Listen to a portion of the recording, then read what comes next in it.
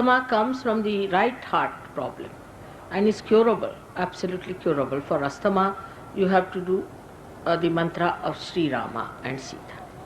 It comes from the father's thing, like maybe the father is dead, you are attached to father, he died suddenly, or you had no father in childhood, maybe your relationship with father is strained, maybe that you cannot see your father, anything like that can be there. And also it can come from bad relationship with husband also, asthma can come, or the husband, if he is not a good husband to his wife, he can get asthma very much. If he lost his father early and he doesn't keep good relationship with the wife, he'll get always asthma. So that can also happen. इनसे बता दीजिए, बता देंगे सरदार जी, इनसे बता दीजिए, आप बैठ जाइए, इनसे बता दीजिए, इनसे बता दीजिए कोई सवाल हो। हाँ, What is सचखंड या दसम द्वार? सचखंड दसम द्वार क्या? सचखंड या दसम द्वार क्या है? Sachkhand is the limbic area in the brain. Sachkhand, where the Satya is established, where Satya प्रकाश प्रगटित होना है, सत्य आपके अंदर प्रगटित होना।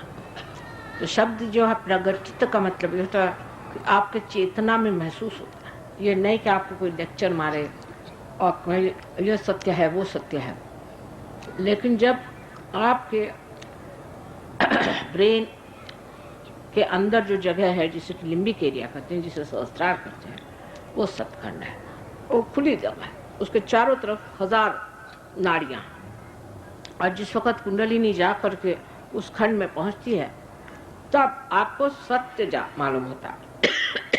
सत्य सत्य आपको हमेशा अपने चेतना से मालूम होता है, और चेतना जो है ये आपके ब्रेन का प्रकाश है, और जब चेतना आलोकित हो जाती है तब आप सत्य को जानते हैं।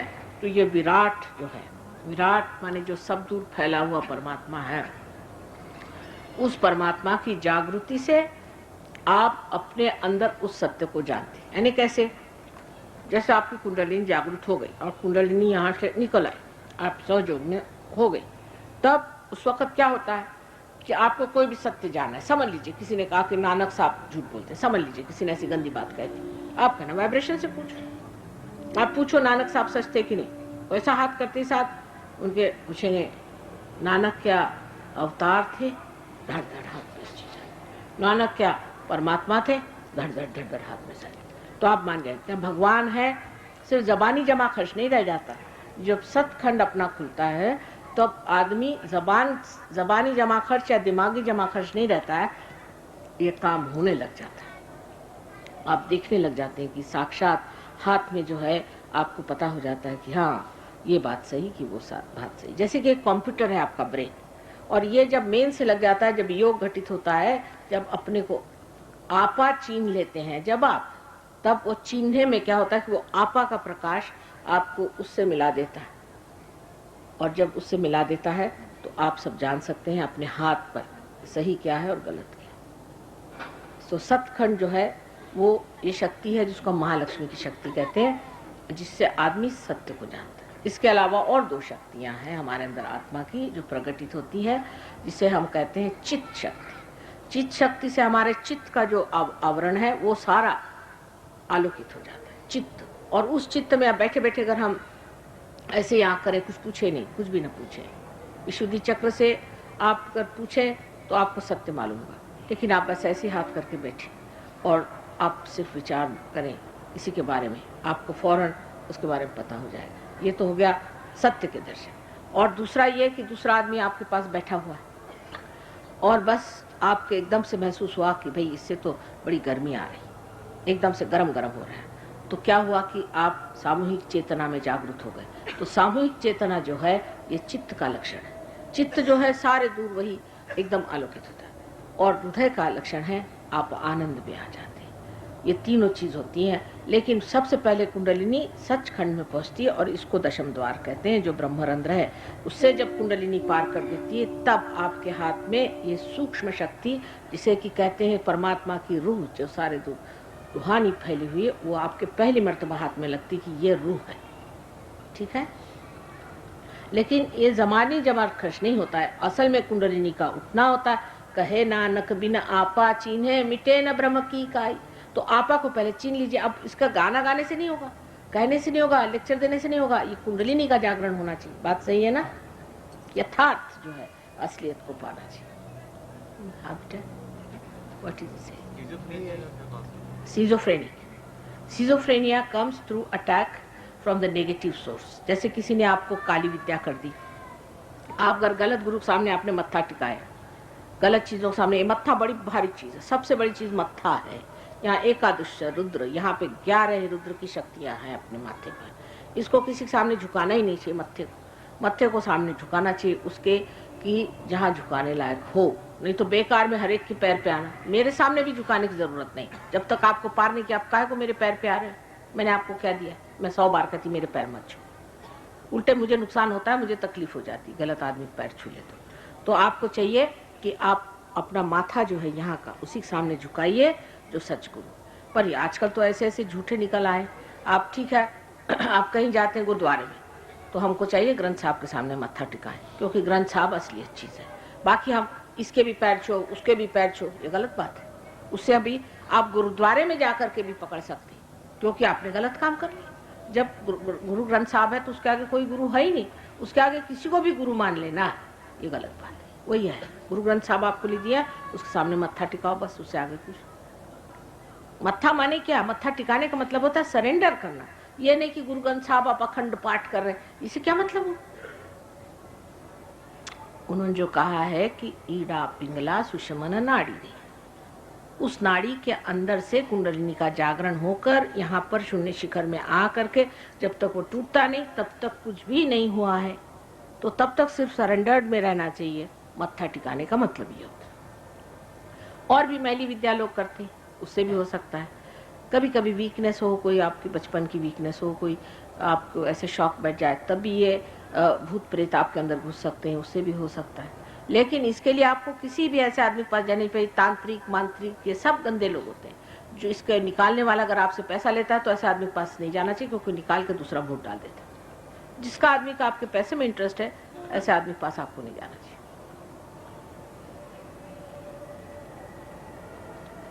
कौन से प्रभु की प्रार्थना करनी चाहिए? ये तो आप सहयोग में आएंगे तो आपको पता होगा कि आप ही अपने गुरु हैं। और जब प्रार्थना करनी तो प्रभु माने सब उसमें आ, उसको किसी भी नाम से पुकारो, कोई उसको प्रभु कहता है तो भी वही चीज है, और उसको आप सत श्री अकाल कहो तो भी वही है। आप उसको किसी भी नाम से पुकार सकते हैं, लेकिन पहले समझ तो लो कि इसका मतलब क्या है, ये चीज क्या है। पहले प्रभु का मतलब क्या वो तो समझ लो, फिर पुकारना उकारना बाद में करना। पहले उसके लिए आदमी को तैयारी करनी चाहिए। पहले तैयार हो, पहले सब उसको ज्ञान को प्राप्त करो, फिर उसके बाद तुम समझ जाओगे कि तुम्हें कौन से एस्पेक्ट ऑफ गॉड को जानना है। समझ लीजिए तुम्हारा राम का चक्र पकड़ा है और तुम नानक को पुकार रहे हो, तो नानक बेचारों को बेकार में परेशान कर रहे हो। चक्र तो आपका राम का पकड़ा हुआ है, और अगर आपका नानक का चक्र पकड़ा है तो राम को क्यों परेशान कर रहे हो, नानक को पुकार। ये समझ लेना चाहिए। पहले कुंडलिनी के जागरण के सिवाय आप ये नहीं कह सकते कि कहाँ पर रुकावट है। जब तक गाड़ी नहीं चल पड़ी आपको क्या मालूम कहाँ पे मोड़ आने वाले हैं। पहले से आप उसको मोड़ के रखे लेफ्ट में या राइट में, तो चलेगा क्या? जैसा मोड़ आएगा उस तरह से देखते जाना है, उस तरह से मोड़ते जाना। अब आपकी कुंडलिनी कौन सी गति पे है, कहाँ अटकी है, उसको पहले समझ लीजिए। बिल्कुल आप पे है, आपको खुद समझना चाहिए कि मेरी कुंडलिनी कहाँ है और किस जगह रुकी हुई है, मुझे कौन सा मंत्र कहना चाहिए। वो मंत्र कहते ही वो देवता जागृत हो गए, फिर आगे चल पड़ी, फिर दूसरी देवता जागृत हुई, आगे चल पड़ी। इसमें एक है दिमाग खुला रखना चाहिए पहली चीज, कि हमारी कुंडलिनी कहाँ है। उसके अनुसार ये सारी मंत्र विद्या जो है सहयोग में पूरी तरह से समझा दी जाती है, और उसको आप एक्सपेरिमेंट करके देखिए और उसका साक्षात करिए और उससे फायदे देखिए। उसके लिए कोई ये जरूरी नहीं कि आप आंख मूंद करके काम करें, उसको आप बिल्कुल एक ही चीज को देख सकते हैं कि आपका चक्र कौन सा पकड़ा है। अरे जब ये लोग नानक साहब को समझते हैं और गणेश को समझते हैं, तो आप लोग क्यों नहीं समझेंगे? आप तो पहले ही जानते हैं। लेकिन समझ लेना चाहिए, कोई क्लोज्ड माइंड नहीं रखना चाहिए, तब समझ जाएंगे कि हमारी कुंडलिनी कहाँ की है। और ये नहीं कि अब हो सकता है कि किसी ने इस बात पे नहीं कहा, किसी ने उस बात पे नहीं कहा, कोई हर्जा नहीं, क्योंकि जितना टाइम था बेचारों के पीछे में तो हाथ धो के लगे हुए थे सब, कोई बोलने भी नहीं देता। जितना टाइम था उसमें जितना भी कवर करना था उन्होंने कह दिया, जो उनको उस वक्त काम करने का था कर दिया। जैसा मेरा काम है कुंडलिनी का जागरण करना, वो मैं कर रही हूँ। जिसका जो काम होता है वही वो करेगा ना, तो उनका जो काम था उन्होंने कर दिया। अब आप उसको पकड़ के मत बैठिए कि उन्होंने ये काम नहीं किया तो हम क्यों करें। सब ने फ्यूचर की बात करी है, ये खास बात समझ लीजिए, सब ने। आज तक कोई ऐसा नहीं हुआ जिसने कहा कि वो दिन आने वाला है, ऐसा नहीं कहा। ऐसा कोई भी हुआ है प्रॉफिट? वो दिन आएगा जरूर, वो दिन होगा जरूर, ये चीज होगी जरूर। सब ने कहा, मोहम्मद साहब ने कहा है कि रेजरेक्शन का टाइम आएगा, उन्होंने तक कहा, बहुत बार कहा। तो वो टाइम आ गया, जब वो टाइम आ गया तब आप सब चुप रहे, क्योंकि वो जो थे उन्होंने ये कहा, उन्होंने वो कहा। भाई उन्होंने कहा ये दिन आने वाला है, जब सब जानोगे तो।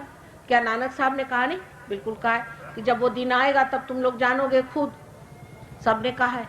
फिर जब वो दिन आया तब आप मुकर गए कि साहब ये नानक साहब ने ये बात नहीं कही थी। भाई मेरे कहने के लिए भी तो कुछ छोड़ गए होंगे कि क्या सभी वही कह गए? उनको कहने भी दिया तुम लोगों ने, मुझे ही नहीं कहने देते, उनको क्या कहने दिया होगा? उनकी तो जान ले ली, वो प्राण के पीछे पड़े रहे। जिस वक्त वो जिंदा थे उनके पास कितने लोग थे? उनकी खुद बीवी उनके प्राण लिए हुए थी। और जब आज वो नहीं है तो आप कुछ भी बना, क्या फायदा? उससे कुछ फायदा होने वाला है? अपने को तो अपना भला देखना चाहिए। स्वार्थ, स्व का अर्थ पालो सो स्वार्थ है।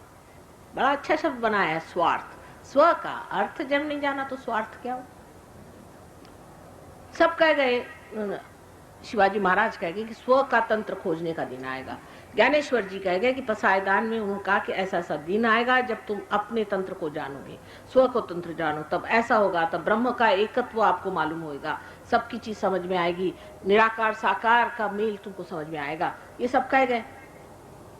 तो हम लोग तो उस दिन के लिए तैयारी नहीं कर रहे, बस बैठ गए पकड़ के, एक चीज बैठ गए पकड़ के। उससे किसी का भला हुआ, आपके बाप दादाओं का भला हुआ, आपका भला हुआ, ठीक है, कोई ना कोई चीज रह गई है ना, वो चीज अभी पूरी होने की है।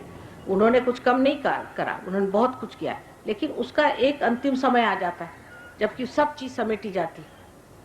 आप अपने घर में पूड़ी बनाते हैं, सबसे पहले उसको आटा गूंथते हैं, फिर उसको आप बेलते हैं, फिर उसको आप तलते हैं, फिर आप खाते हैं। जब आप खा के पचा लें तभी असल में टाइम आ गया, उससे पहले तो उसकी तैयारी होती रही।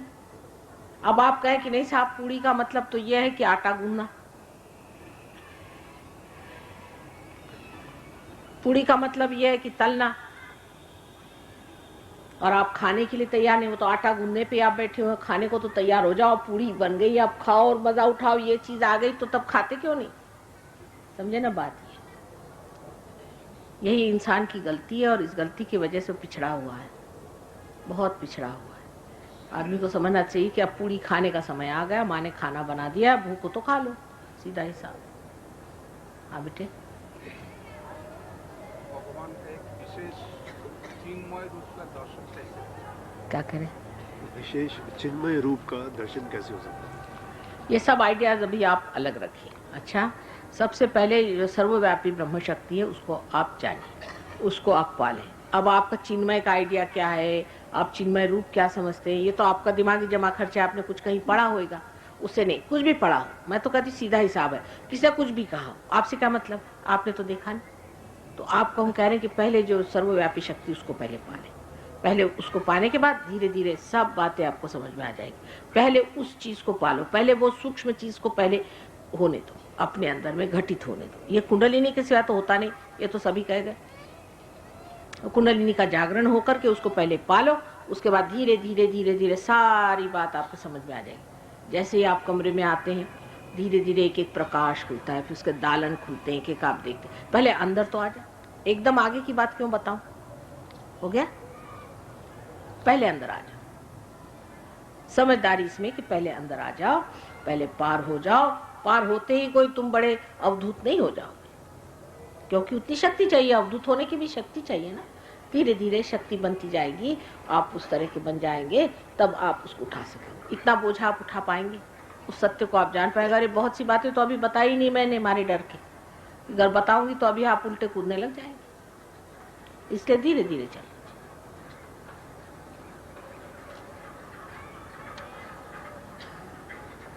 Is there any cure in Sahajul suffering from aortic stenosis, incompetence of valve of the heart?